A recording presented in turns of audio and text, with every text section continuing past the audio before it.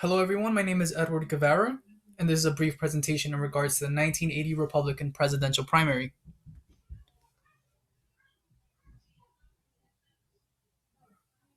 In 1980, we had two prominent Republican candidates. The first one I'll speak about is Ronald Reagan, former governor of California for two terms and runner up to President Ford in the 1976 Republican presidential primary.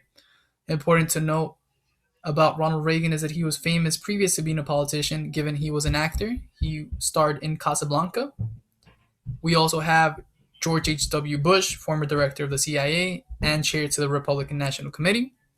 These two candidates would go up against incumbent President Jimmy Carter. Jimmy Carter was elected to the presidency in 1976.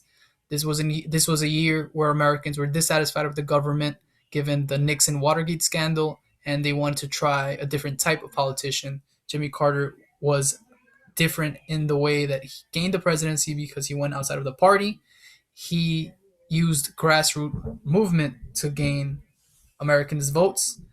However, Jimmy Carter was a different type of politician overall, and he would have a very high dissatisfaction rate within Americans. This would cost him the presidency in 1980. He would be one of our few one term presidents, and important to note, he was also a one term governor of Georgia.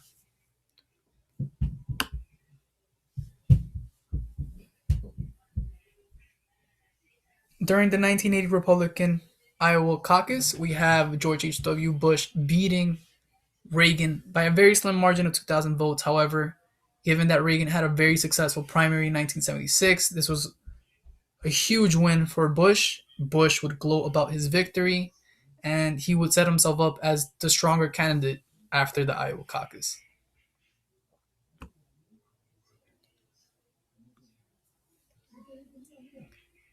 Reagan and the Republican Party had very strong ties. Reagan was a very talented public speaker, and this allowed him to gain large donations for the Republican Party.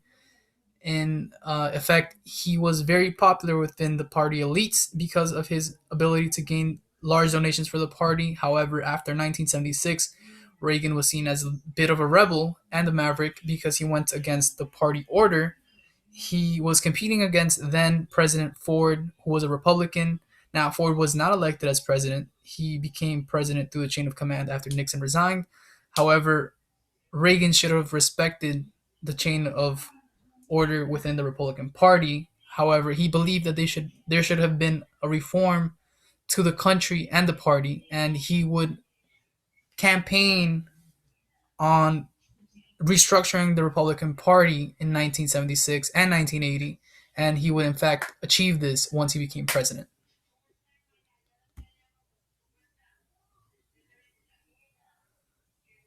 After the Iowa caucus, as previously mentioned, Bush claims to have the big momentum.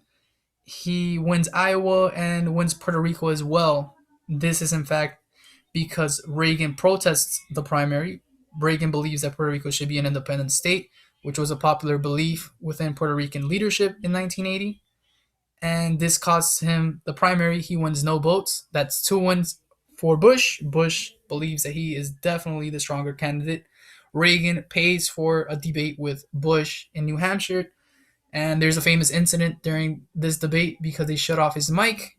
Reagan reminds the reporter that he's paying for the mic. This becomes news and it's all over the media. This gives Reagan a huge boost in support, given that it's a movie quote. And again, Reagan was a movie actor, right?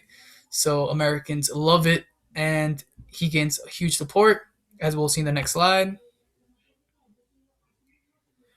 Reagan absolutely beats Bush by a landslide. Bush only wins six primaries within the United States, not counting Puerto Rico. Reagan wins the nomination. He goes on to become the president in 1980, and Bush actually endorses him and becomes his vice president. After the primary, Reagan redeems the party, establishes a large base of supporters for the Republican Party, and this would lead the Republican Party to hold the presidency until 1996.